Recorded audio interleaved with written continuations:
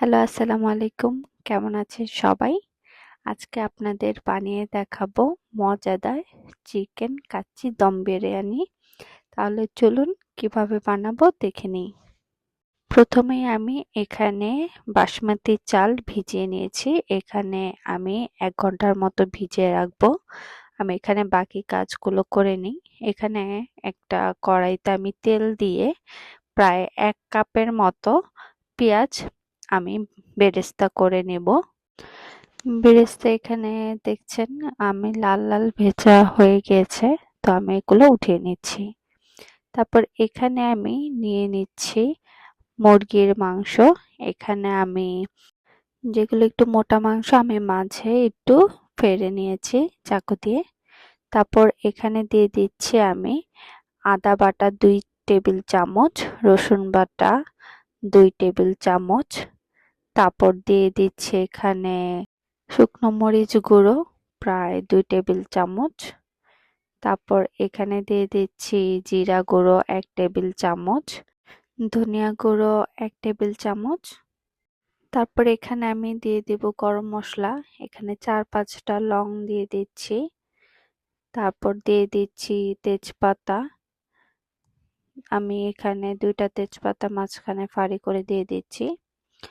প্রায় হাফ চা চামচের মতো আমি দিয়ে দিয়েছি গোলমরিচ।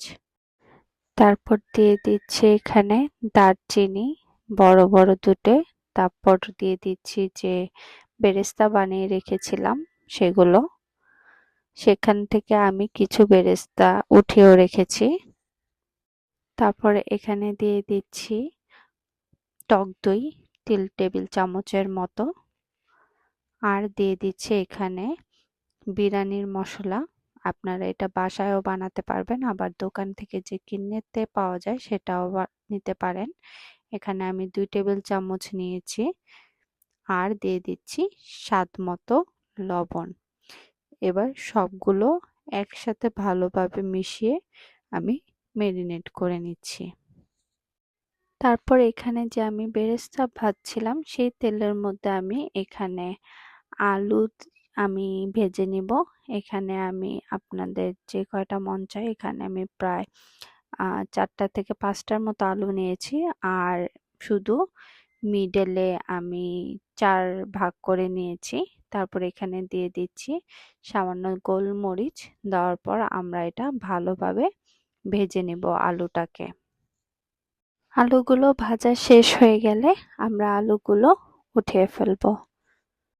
এবার মেরিনেট করা যে মাংসটা আমি রেখে দিয়েছিলাম সেই মাংসটার মধ্যে আমাদের যে বেরেস্তার আর আলু ভাজার তেল ছিল সেটা আমি দিয়ে দিচ্ছি এখানে। তারপর দিয়ে আমরা এটা এবার ঢাকনা দিয়ে ঢেকে আমরা মাংসটা রান্না করে ফেলবো। মাংসটা রান্না হতে হতে এখানে আমরা চালটাও রেডি করে ফেলছি। এখানে আমি চালটাতে সামান্য তেল, তারপর লবণ, তারপর ৮-৯টার মতো লং, তারপর কিছু জিরা, তারপর ২টা দারুচিনি আর দিয়ে দিব একটা স্টার। দিয়ে আমরা পানিটা বলক আসা পর্যন্ত ওয়েট করব। পানিটা বলক এসে পড়লে আমরা যে ভিজিয়ে রাখা চালটা ছিল সেই চালটা আমরা দিয়ে দিব। চালটা আমরা প্রায় ৮০% এর মতো কুক করব।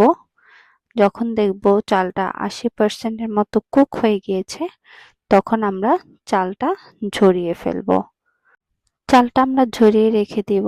আর এখানে আমি মাংসটা দেখে নিচ্ছি। আমরা এই ফাঁকে মাংসটা ২-৩ বার নাড়া দিয়ে নিয়েছি। আর মাংসটা আমরা ভালো করে কষিয়ে নিব। মাংসটা যখন দেখব অলমোস্ট কষানো হয়ে গিয়েছে, মাংসটা থেকে পানি একদম বের হয়ে শুকিয়ে গিয়েছে, ঠিক তখন তখন আমরা যে ভেজে রাখা আলুটা সেগুলো মাংসতে দিয়ে দিব। আর মাংসতে দিয়ে আমরা আবার মাংসটা কিছুক্ষণ রান্না করে নেব। মাংসটা যখন দেখবো অলমোস্ট হয়ে গিয়েছে তখন আমাদের এবার দম দেওয়ার পালা। এবার মাংসটার উপরে আমরা ভালো করে যে চাল ঝরিয়ে নিয়েছিলাম, সেই চালগুলো আমরা পুরোটা মাংসের উপরে দিয়ে দিব। পুরোটা মাংসের উপরে আমরা চালগুলো এভাবে সুন্দর করে ছড়িয়ে দেব। তারপর আমরা এখানে দিয়ে দিচ্ছি প্রায় 1 কাপের মতো পানি। এখানে আমি সামান্য একটু হলুদ দিয়ে নিয়েছিলাম, সামান্য, জাস্ট একটু কালার আসার জন্য, আর কিছুই না। আর এরপর দিয়ে দিচ্ছি সেই বিরিয়ানি মশলা সামান্য, সামান্য একটু জাস্ট এখানে ছিটিয়ে দিয়েছি। আর এখানে দিয়ে দিব বেরেস্তা।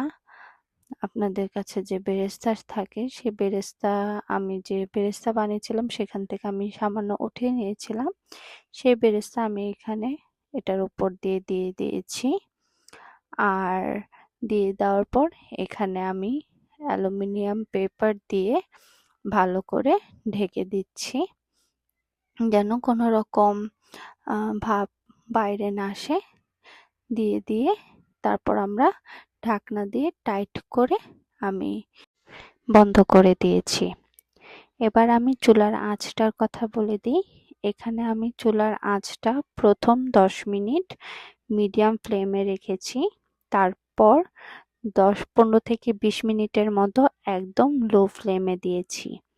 এভাবে দম বিরিয়ানি হয়ে গিয়েছে।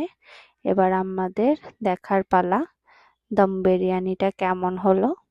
তো আমি এই যে খুলছি, তো দেখছেন কত সুন্দর একটা ভাব চলে আসছে, আর দেখতেও কতটা সুন্দর লাগছে। আপনারা অবশ্যই বাসায় বানিয়ে দেখবেন, আর এটা খেতে কিন্তু খুবই মজা। তো আজকে এই পর্যন্তই। সবাই ভালো থাকেন, সুস্থ থাকেন।